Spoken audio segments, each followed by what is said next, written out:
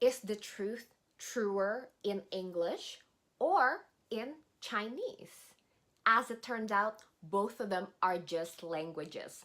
And the power of the language, it grants us access to the realm that is described. Welcome to Mystery School, where we're going to teach you to see symbolic signatures that is written in all things.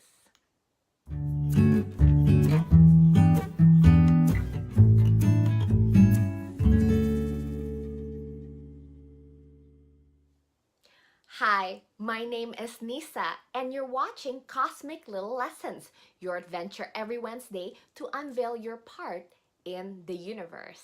And in today's Cosmic Little Lessons episode number 5, we're gonna talk about the symbolism of number 5. And now, before we get deeper, I would like for you to understand my approach and my perspective. And of course, I always quote Caroline Casey, believe in nothing, entertain possibilities. Is this a square or a rectangle? Now, they both are true, and what makes the difference of the opinions are perspective. So that's how we're gonna approach this.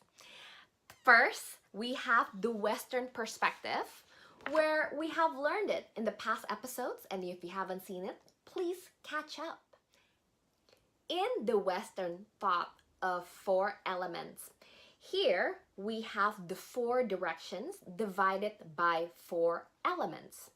The element of fire, symbolized by south, and then north is the water element.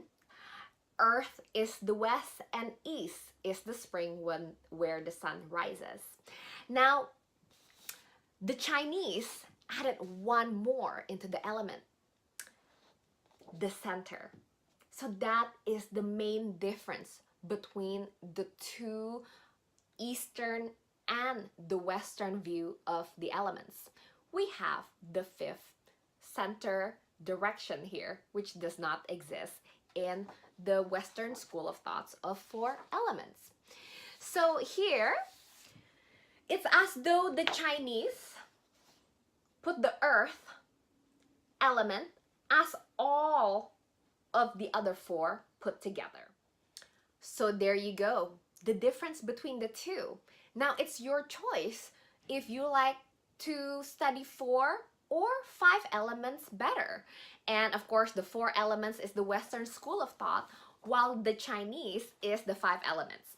If you ask me what I prefer, both. What do you think so far?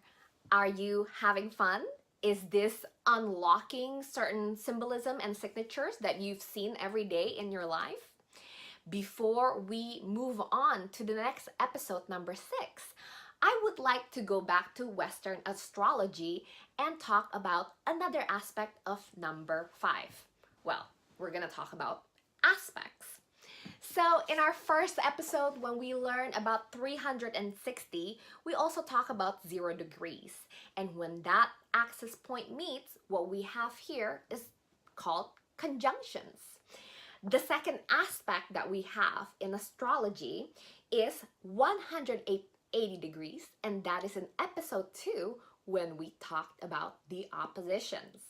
And of course, on episode number 3, we talked about trilogy, trinity, and trines.